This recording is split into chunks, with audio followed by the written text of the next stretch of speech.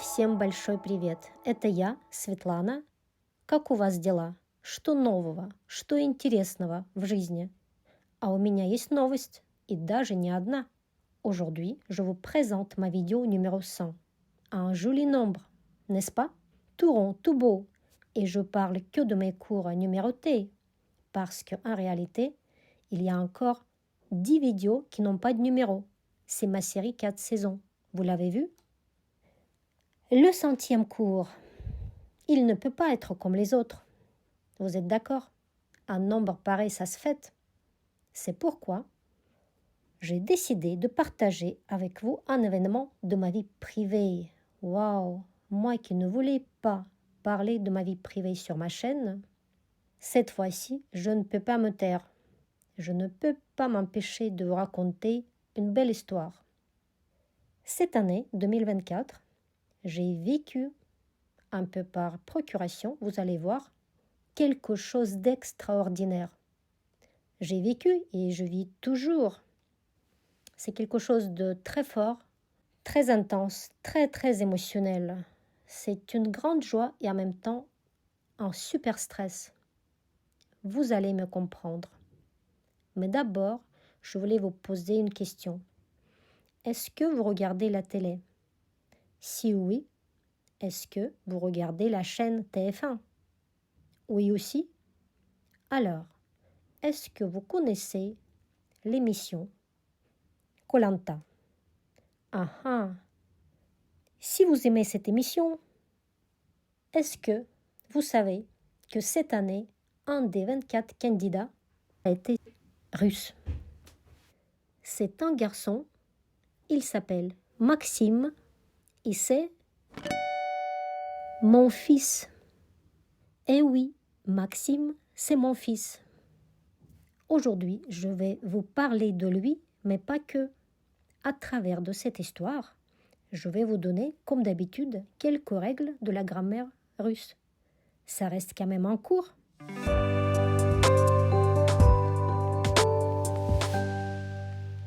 Alors, un jeune homme 100% russe est à la télé 100% française. Incroyable. D'abord, il faut passer le casting. Pas facile, pas évident, pas sûr de tout. Comment se faire remarquer parmi un nombre incalculable de candidats? Je ne sais pas, mais il l'a fait. Et il a été sélectionné. Ура! Bravo! Молодец! C'est inutile de dire à quel point j'étais fière de mon fils. Maintenant, il doit assumer la suite.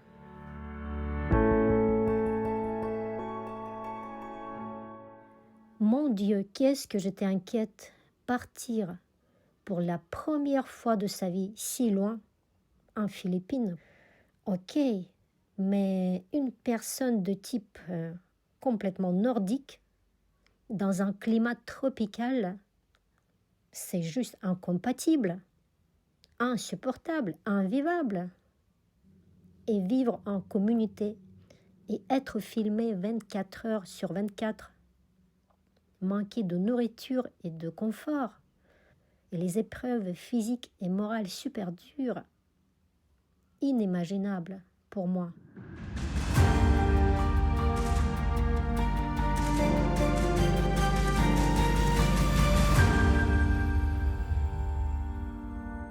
Mais il savait où il allait, donc hors de question de se plaindre et de se montrer mécontent et être désagréable avec les autres. Pour lui, c'était inacceptable de trahir, d'agir sans principe. Il fallait surmonter les difficultés des épreuves avec la dignité et le calme.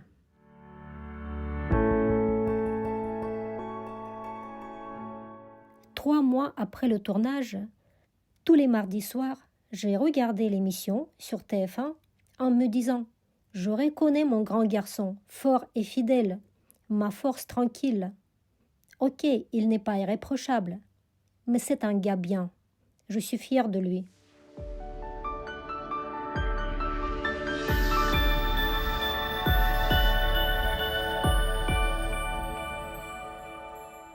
Max Max a fait 31 jours sur 41 de cette aventure inoubliable. Il a tenu donc un mois, ce qui est pour moi juste énorme, juste impossible. Puis, il a rejoint les autres éliminés à l'hôtel pour faire partie du jury final. Maigri de 10 kilos, avec une petite barbe qu'il n'a jamais portée, ça a changé son look carrément et j'ai beaucoup aimé. Ok, il n'a pas gagné 100 000 euros, mais il a trouvé là-bas des super amis. Frédéric, Alexandre, Michel, Sophia et les autres. Maintenant, des mois et des mois après le tournage, ils se voient souvent, ils font du sport ensemble, ils sortent, ils discutent. Et c'est vraiment génial. Une bande d'amis comme ça, c'est inestimable. Ça n'a pas de prix, vous êtes d'accord? En russe, on a un proverbe. Не имей 100 рублей, а имей 100 друзей. C'est fou, hein? Le nombre 100 nous poursuit aujourd'hui. 100 000, 100 roubles.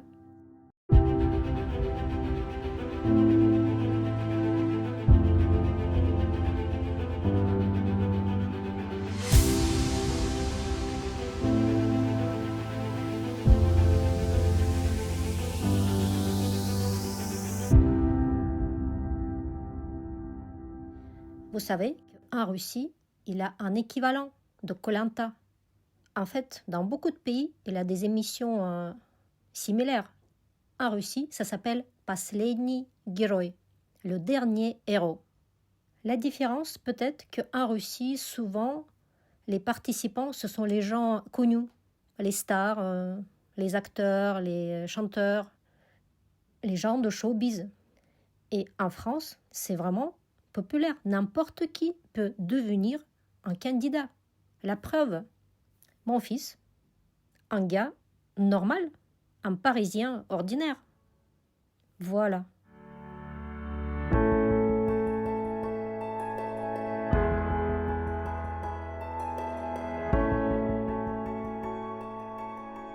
Et maintenant, il est temps de vous faire un aveu.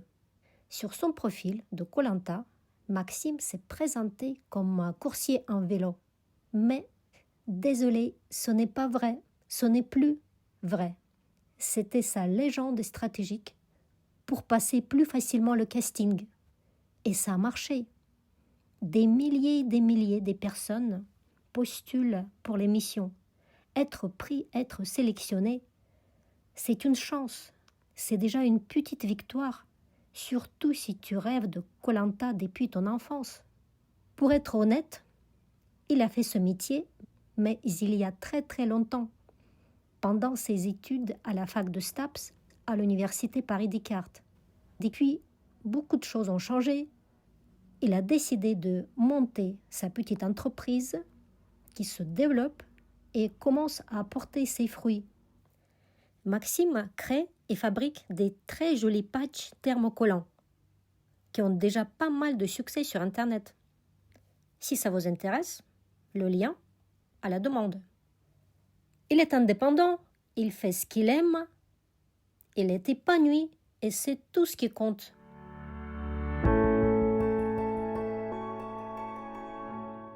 Maxime, c'est un vrai Russe.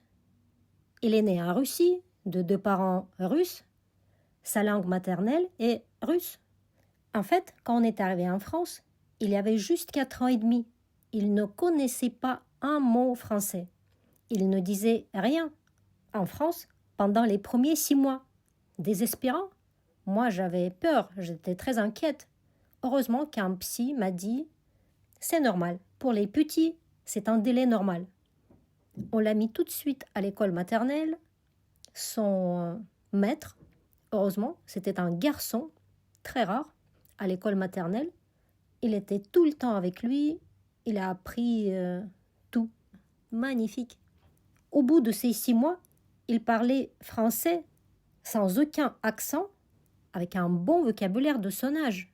Inimaginable. Et voilà, 25 ans après, il est complètement bilingue et c'est vraiment cool.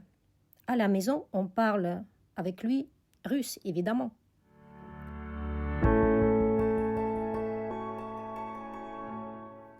Vous voyez cette petite merveille?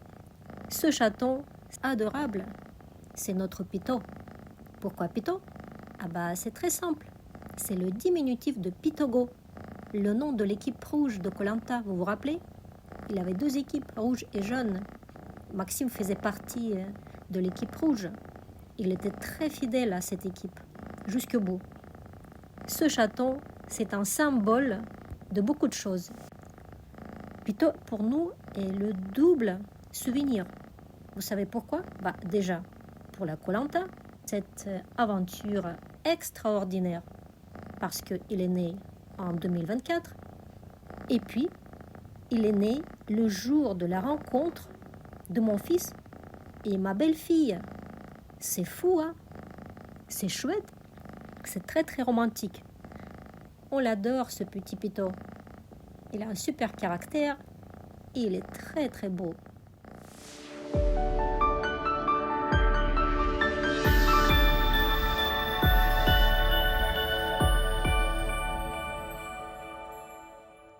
Avez-vous remarqué une chose? Aujourd'hui, j'utilise beaucoup de mots avec les préfixes différents. IN, IM, IR, ME, accent aigu, et plein d'autres. La préposition sans, la particule pas. Pourquoi faire? Il n'y a pas de synonyme, il n'y a pas d'autre mot. Bien sûr que si. En fait, c'est ma façon d'attirer votre attention sur la traduction de ces mots. À chaque fois, je les traduis en russe avec un préfixe без ou une particule nie. Et oui, les Russes sont beaucoup moins créatifs à ce niveau-là. On se débrouille seulement avec ces deux-là, без et nie, pour inverser le mot, fabriquer sa version négative. Incroyable, inimaginable, immobile, irréprochable, mécontent, pas grave, sans pitié, etc. En fait, c'est ça notre sujet d'aujourd'hui, c'est ça notre cours. Et ça mérite d'être vu.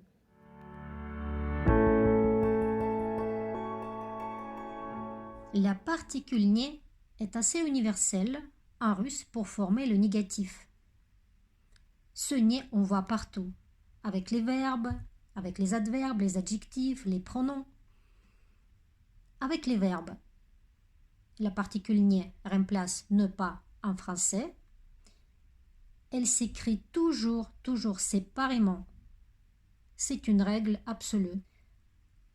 Avec les adjectifs, ça se transforme en préfixe. Et à partir de ça, on va voir que le nie russe correspond à plein d'autres préfixes français. On va voir les exemples. On commence par IM. Impardonnable, непростительный, impossible, невозможный, imperfectif, несовершенный. Vous vous rappelez l'aspect, l'imperfectif, несовершенный вид. Immobile, неподвижный, недвижимый. Immobilier, недвижимость. Agence immobilière, агентство недвижимости.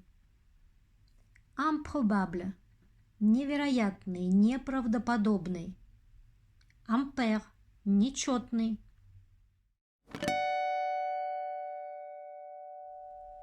On va voir qu'est-ce qui se passe avec l'adverbe mal. Souvent en russe, on traduit ce mal avec не. Mal éduqué, невоспитанный, mal formé, недоразвитый, несформированный, mal à propos, не в попад. Mal comme préfixe. Les exemples très connus. Malheureux, несчастный. Malhonnête, нечестный. Maladroit, неловкий. Maintenant, on va voir qu'est-ce qui se passe avec le préfixe IN. Indescriptible,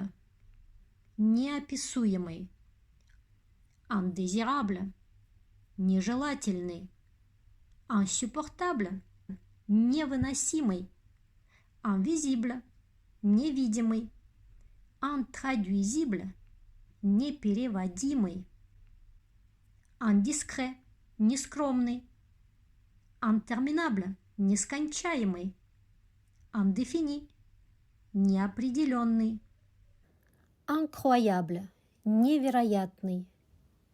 Inoubliable, незабываемый. Impensable, немыслимый. Innocent, невинный. Incompréhensible, непонятный. Inimaginable, невообразимый. Inattendu, неожиданный. Insuffisant, недостаточный. Introuvable, неуловимый.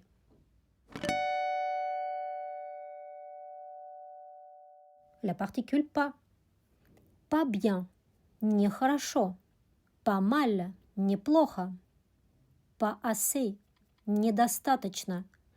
Pas trop, не слишком. Pas grave, не страшно, не важно. Attention, un adverbe russe, не очень. Littéralement parlant, pas très. Mais ça n'existe pas en français. Alors on peut le traduire un peu comme pas vraiment, pas beaucoup, ou encore dans le sens pas terrible. IR, irrégulier, неправильный. Irrésistible, непреодолимый, неотразимый, неудержимый, неодолимый. Non, non justifié, необоснованный, неоправданный. Non coupable, невиновный. Non autorisé, недозволенный. Non accumulable, ненакапливаемый.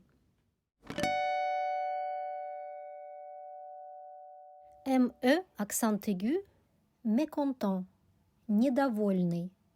Mécréable, неверующий.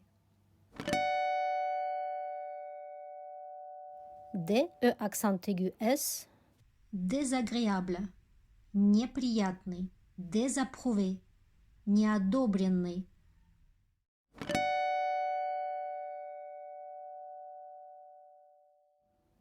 Illisible, нечитаемый, неудобочитаемый.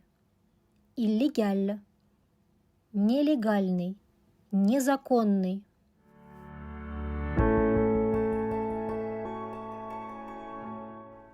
J'ai dit que la particule ou le préfixe, ça dépend, nie est presque universel, presque, car il a une autre solution pour former le négatif russe. C'est le préfixe без ou без. Qu'est-ce que c'est без en tant que préposition? Ça veut dire sans quelque chose. Et parfois, ça tombe bien, en russe et en français. Par exemple, бестактный, sans tact. Бездетный, sans enfant. Безграничный, sans limite. Беспрецедентный, sans précédent. Беспардонный, sans vergogne. Sans pitié, безжалостный. Sans scrupule, бессовестный.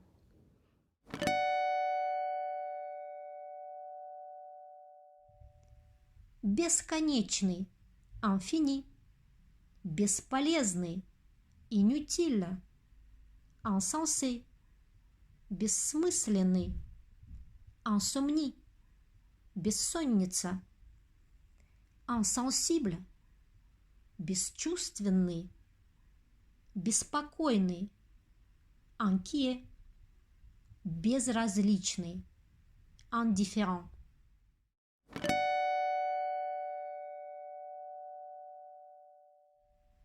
Безнаказанный, impuni. Безличный, impersonnel. Бессильный, беспомощный, impuissant. безжалостный, impitoyable.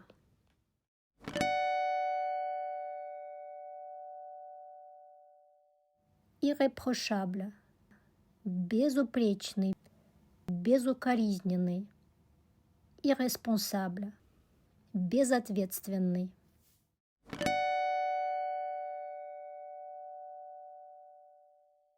Безнадежный, désespérant, беспорядочный, désordonné.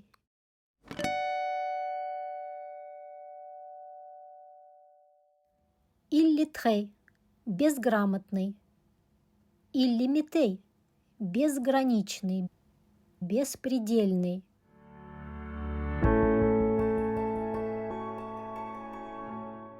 Без ou без. Deux consonnes S et Z. Le sens ne change pas.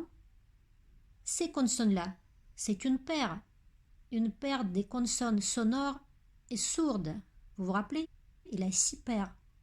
Alors, si la racine de mot commence par une consonne sourde, on met la consonne sourde S. Ici, c'est une voyelle ou consonne sonore. On utilise Z, bez.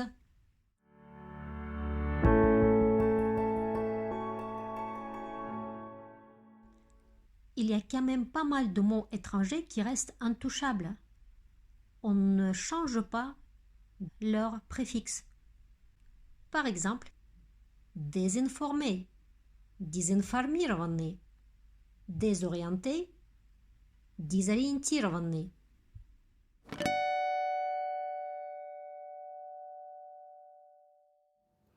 Disqualifier, дисквалифицировать. Disharmonie, дисгармония.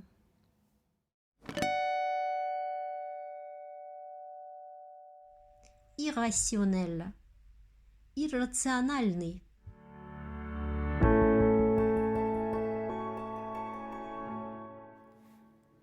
Il y a des mots qui peuvent être traduits de 2 manières différentes, et c'est tout à fait légal. Soit on les garde comme ils sont, soit on remplace les préfixes. Regardez, amoral, аморальный ou безнравственный, anormal, anormальный ou ненормальный, atypique, atypičný ou nétypičný, comme vous voulez.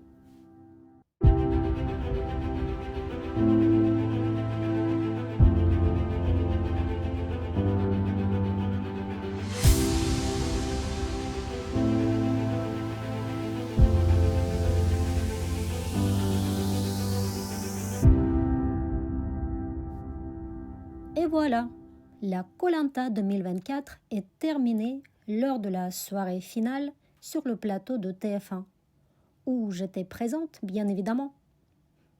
Merci beaucoup d'avoir partagé avec moi cet inoubliable événement de ma vie. Maintenant, vous me connaissez mieux. Vous avez fait connaissance avec mon fils Maxime et son parcours d'aventurier. Et surtout, aujourd'hui, vous avez appris beaucoup de nouveaux mots intéressants. 1000 excuses pour la qualité des images.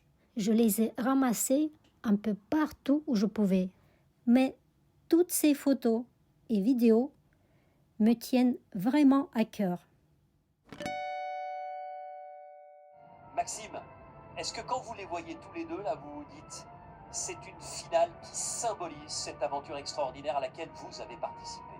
Ouais, c'est 2 aventuriers qui sont très complets pour le sport, pour les deux. On a aussi Thibaut qui est très beau en survie et Charlotte un petit peu la stratégie. Et c'est quelque chose qui compte pour moi et c'est 2 très beaux finalistes. C'est vrai que vous avez été un stratège à vos heures dans Koh-Lanta. Koh-Lanta et ma sentence elle est... Ma sentence elle est... Belle fin de soirée. L'année 2024 touche à sa fin. Une année incroyable se termine. Une autre année, nouvelle et imprévisible, arrive. Скоро наступит 2025 год. Пусть он будет для вас безоблачным. От всей души поздравляю вас с Рождеством и Новым годом. Удачи вам всем! Увидимся в следующем году.